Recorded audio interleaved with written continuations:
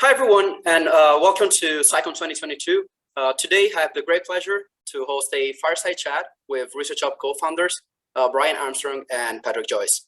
Patrick is a medical student from Georgetown University who enrolled in a PhD program after med school to then later drop out to start the DeCi company in 2016. Brian started Coinbase in 2012 when Bitcoin was worth only a couple of dollars and turned it into the first crypto exchange to go public on the NASDAQ last year. He's also the founder of NeoLimit, an epigenetic company focused on longevity. And he also happens to be the co-founder and CEO of Coinbase. Hi, Brian. Hi, Patrick. Thank you for joining us today. How are you doing? Doing great. Doing great. Thanks for having us. It's a pleasure. So I remember the first time I came across ResearchHub last year. It was October. I was in the lab, and I had failed to replicate an experiment for like the third time in a row. And I was really, questioning my ability as a scientist because I was thoroughly following a protocol that I found in literature. So I decided to dig a little bit deeper. I went online and I found out that a ton of other people were facing the same problem as mine in their own research. And that's where I understood that it was not really my fault, but it was, rather a larger, systemic issue that we're facing now in academia. So as I often do, I found out a problem. I was also looking for a solution. And that's when I learned about ResearchHub. And it's now 9 months, I think, 9 months, that I'm a proud member and contributor of this amazing project. But that's my story, and I guess people here want to learn more about your story. So Brian, can you paint a picture of the personal experiences that led you to start thinking about scientific research in the first place and how it can be improved? Yeah, sure. And Ricardo, thanks for hosting this SciCon. It's been pretty awesome to see everything come together with the community support. My internet connection is a little unstable, so I'm hoping the audio turns out okay here. If I get cut off, Joyce, we're gonna have you jump in here.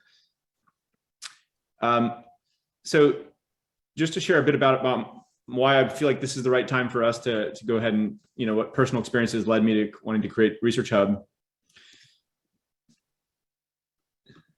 You all able to hear me? Yeah. Okay, good. So sorry, the personal experiences for me, I grew up around scientists. I'm not a scientist, but my sister is, and I grew up with a lot of friends that were, and I was always surprised to see how inefficient and slow innovation was in science compared to what I was experiencing as a computer scientist. And the way that open source, for instance, open source software, people could put an idea out there, find people all over the world to collaborate on it within minutes. Sometimes I would put out a GitHub repository and I'd see people commit code to it or answer my question on Stack Overflow, half an hour later, someone on the other side of the world who I'd never even met. And it was this incredible benefit to how quickly innovation could happen in software. And I remember thinking at a certain point, why doesn't more science happen like this? I started to learn more about the journal process and how slow fundraising is and peer review. And all these things kind of led me to keep talking with my scientist friends about someday making a site or an app that could help this come together. It had an interesting intersection with crypto as well, in the sense that we felt like a new coin, like ResearchCoin, might be able to help bring a community together and help reward people for contributing in positive ways. And so I feel very lucky that I got a chance to meet Patrick Joyce. I put out a blog post, as sometimes people do. Patrick pinged me. He had already been working on a similar idea. We managed to find a way to work together. And it's been a really cool experience so far. So that's what the personal experience that led me to kicking it off the ground. Yeah, and so for me, kind of like Brian mentioned, whenever you look at the infrastructure for funding and publishing science, it makes no sense whatsoever. It's this clearly grandfathered in system. And as anyone who's actually been through academia can tell you, it's incredibly frustrating. So just 2 examples and of many that happened to me while I was in a PhD program. I was rotating through a lab, and one of the members of the lab was in their 9th year of their PhD in molecular biology. It's normally 5 to 7 years. He had completely run out of funding and was paying for his own experiments himself, sleeping on a friend's couch, using his own personal money to pay for reagents in order to try and get a PhD with the end goal of becoming a postdoc, which we all know is not exactly the highest paid profession of all time. And so that to me was very eye-opening in that there are very bad outcomes that can come out of trying to help increase knowledge in the world. Another example was the valedictorian of my biology program in undergrad, started a PhD in pharmacology, really bright person, was given a project to replicate for her first 2 years while she was there. and she wasn't able to do it. After like a couple of years, her PI got kind of frustrated with her and suggested that she leave the program with a master's. So she ended up kind of being like forced out of academia. And it was only like 2 years later that the project she was trying to reproduce was actually retracted because the author had manipulated the data and kind of made it up. So it was like the situation where this person had literally no control over their career, and they were given an impossible task to complete, which they obviously weren't able to, and were kind of like booted out of academia because of that. And so again, there are, like, as anyone who's been in academia can tell you, lots of stories like this. And to me, it felt like a problem very worth working on.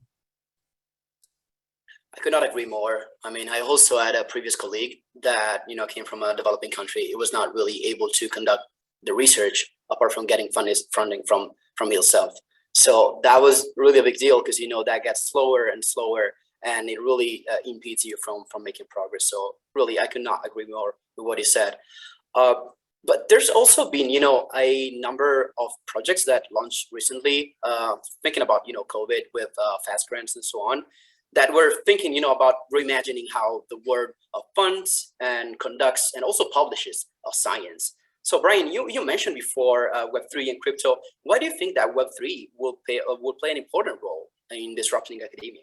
Yeah, so I do think there's a lot of important factors going on right now that make this a good time. I mean, one of them, like you mentioned, Web3 is exciting in the sense that there's new ways to bring communities together globally that we haven't really been tested before, especially in science. So this new movement of DeSci is pretty exciting. And of course, ResearchHub is making an effort in this direction by issuing a reward token and using it to encourage people to come together and contribute to the site. Yeah, I think COVID, as you mentioned, was another really important milestone here in the sense that it changed the pace of how science was being done. Instead of going to a journal and submitting and waiting years for peer review, I think people just started posting on Twitter and on Medium, and they started getting peer reviews, 24 hours later off of Twitter. And that's the speed that science should probably.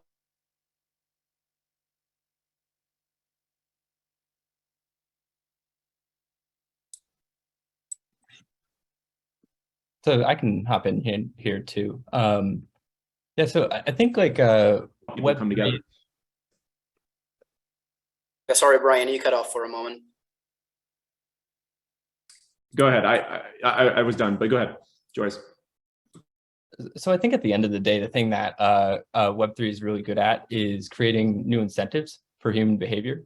And when you look at like academic science, a lot of the problems stem from like these antiquated incentive structures.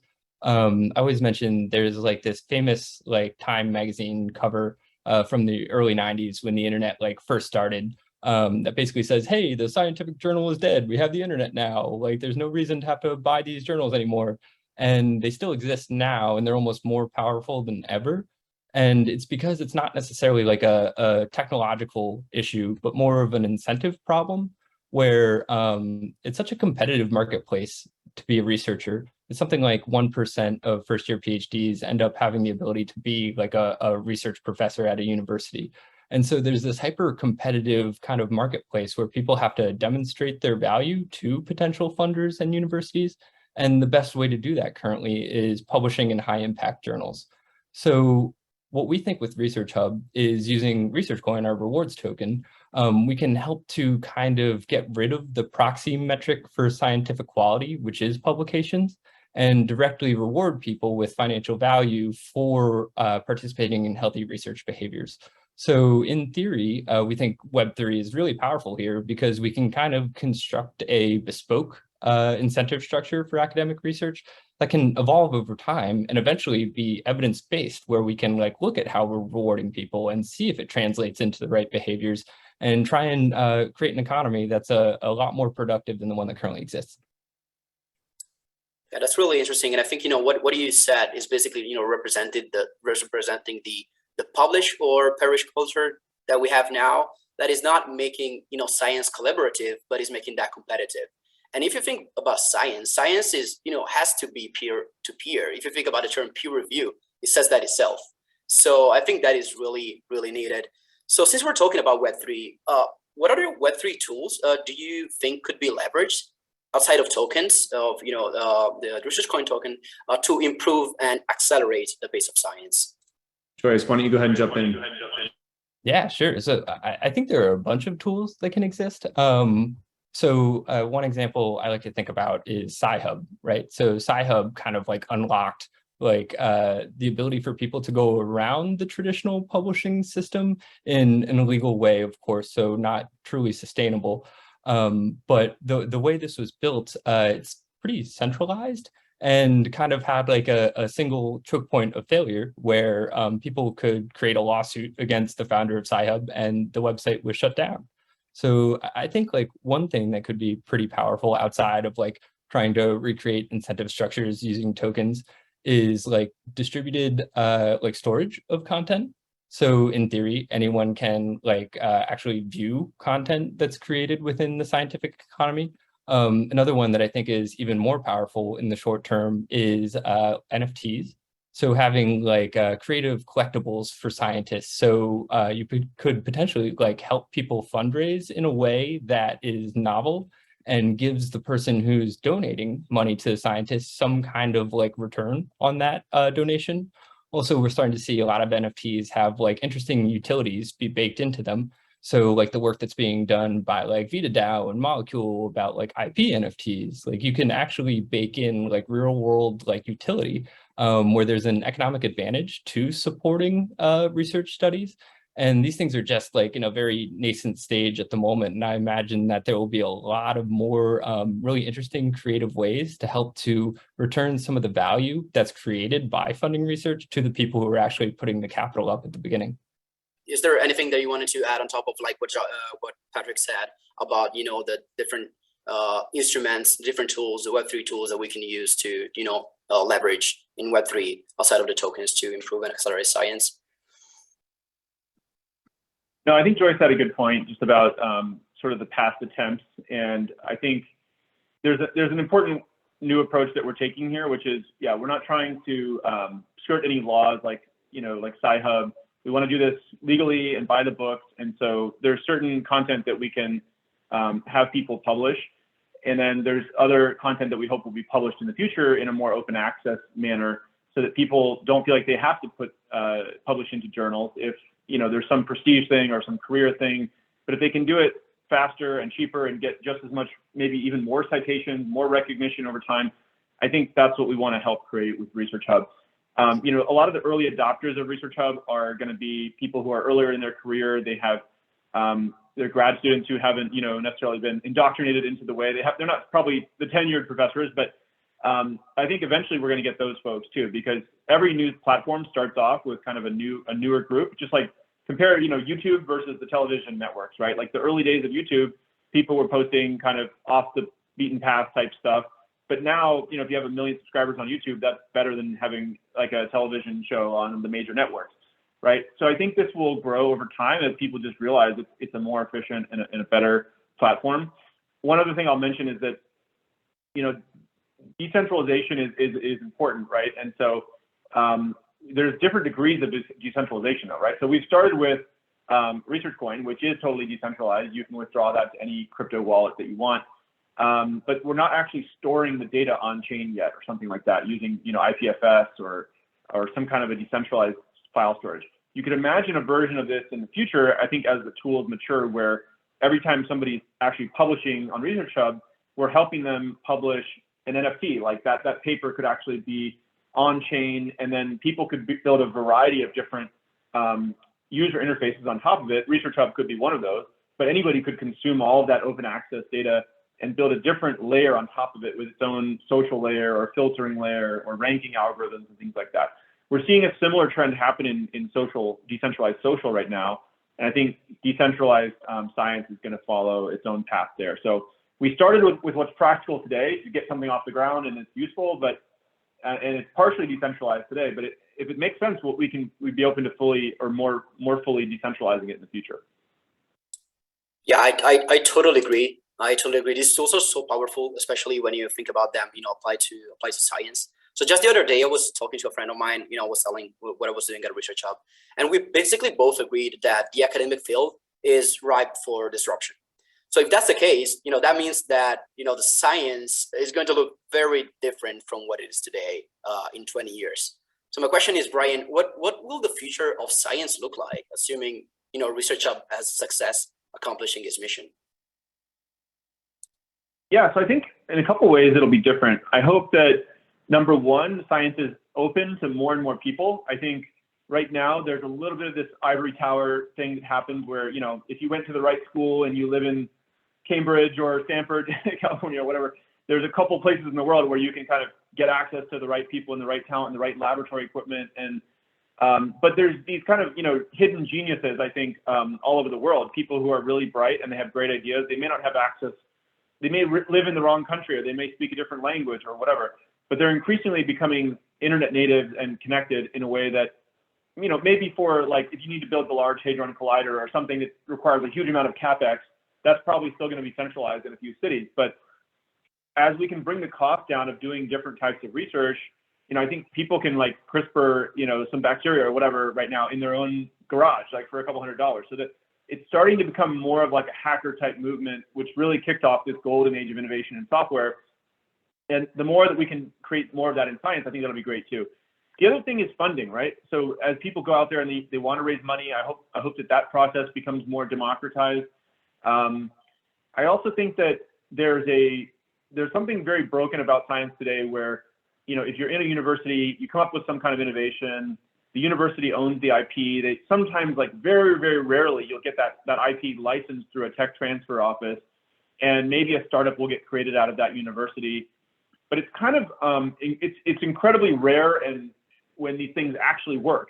But some of the best companies in the world, like Google came out of a research project at Stanford, right? Like Genentech came out of a research project at Stanford, right? So when these things work, incredibly valuable companies get created, but most scientists today never see anybody actually license the thing that they discovered, and they never see $1 of revenue from it. And so what's the net effect of that is, in my estimation, is that science has basically, most of academic science has created this false economy of citations and things like that they use as a status game to try to promote their career, because it's so disconnected from reality, which is, did the thing that I discovered actually lead to some kind of a product that helps real human beings and generated revenue in the real world? There should be some basic research out there, right? That it's totally disconnected. We have no idea how this will ever make revenue. But not all science has to happen that way. I think in the future, in an ideal world, through ResearchHub or other platforms, somebody would be able to publish what they've been, hey, I found something interesting, right? And I was able to replicate it. I'm going to publish it out there. And there's some kind of a standard license attached to it that makes it super simple for anybody to come in there and license that technology and go try to commercialize it. It's a little bit like in open source software. Again, people publish with, an MIT license or the Apache license or the Creative Commons license, or maybe some kind of a commercial license where it's free for people doing research, but if you have to pay if you're a private company or you want to build some kind of a product off of this software library. That same kind of standardization of licensing agreements, I think, should happen in science, and maybe we can build the Creative Commons license for science, or basically like Y Combinator has this thing called a SAFE. It's a standard agreement for equity. There could be a standard agreement for the licensing of scientific discoveries, where anybody who wants to go commercialize something pays 1% of the revenue to this person. And if I want to incentivize the world to have more scientists building things which could be useful, and so the person who discovered a big breakthrough, CRISPR or whatever, like they should be a billionaire, right? We want to celebrate people who push and advance the state of knowledge in the world by helping them earn a piece of the pie for things that go and get commercialized based off their discoveries. So that's one vision of the future that hopefully we can long-term create. Yeah, and just to pile onto that, so I dropped out of med school, right? I dropped out of my PhD program. I no longer have access to those university libraries. So even some of the top papers on ResearchHub, I can't criticize them because I can't even see them. And so a future where the incentives are right, everyone will be able to read all science and share their thoughts in an open way. I think one problem that exists today in the world is there is this ivory tower, and there's sort of a disconnect between the average person and scientists who are publishing in high impact journals. And I think bringing those two groups of people closer together would benefit the world tremendously, helping to encourage scientists to like share their papers in more layman's terms that the average person can understand and take advantage of in their own lives. And then the other big part of this that Brian just mentioned, like if you like discover, you know, something that impacts the lives of millions of people across the world, like there should be a financial windfall for that currently doesn't exist today. And so like this is a terrible cliche, but something that I think would be really powerful for the world at large is like the Uberization of science. Like just like Uber allowed anyone to earn a sign income, like driving their own car as a taxi, like we want to have that be an option for anyone in the world who wants to spend their free time creating knowledge. And I think this will have a huge impact on the world. Like if you look at, not that it's silly, but like sports betting or like fantasy football or something like that, like the amount of like cognitive brain power that goes into that is so ridiculously impressive. And it's because there's like a financial windfall that can come from getting it right. And if we can align incentives so that way those brains are like even more incentivized to create the next CRISPR, the world's going to be a much better place. So that's kind of like long term what I hope happens, how DSci is able to influence like academic science across the world. Yeah, these are all the really exciting things. And I gotta say, if this is the future holds for scientists, I mean, I'm really excited to see a future like this. So kind of like connecting to this, one last thing that I wanted to ask you is, you know, you want to be part of this future, okay? So if you have any suggestions on how someone can learn more and maybe be actively involved in the ResearchHub community, what suggestion would you give to these people? Joyce, what do you think? Publish your ELN competition on ResearchHub for SciCon. So I think the number one thing that we need for ResearchHub is passionate users like yourself, Ricardo, who kind of see the vision that we're going for with ResearchHub and want to spend their time like helping us to build it. And so the ways that we need help are like content on the website, like word of mouth marketing. So trying to bring friends in, and then like actually participating in the community and helping to build like events like this, like you've done. So we have a Discord link at the very bottom of researchhub.com. If anyone wants to contribute to the project, feel free to hop in. We have a lovely community that's very welcoming and would be glad for any helping hands that we can get. Well, okay. I can only say that, you know, and I can only recommend joining our Discord. We're all really responsive. So, and I'll take that personally. If you have any question, I'll be the first one responding to any question you might have, any doubt you might have about ResearchHub. So this said, I would like to thank you, Brian. I'd like to thank you, Patrick. It's been a great pleasure for me to host this chat. And, you know, I'm sure everyone here has enjoyed it too. So one quick reminder for our audience is that we have, you know, an amazing lineup of speakers for the weekend coming from academia, coming from DSci, and coming from tech. So make sure you don't miss it. You don't miss our plenary talks. The talks will start at 12 p.m. Eastern time, both days on Saturday and Sunday. So you'll receive an email with a Zoom invite 15 minutes before the talk starts. That said, I wish you all a great day, and I'll see you on Saturday. Thanks, Ricardo. This is great.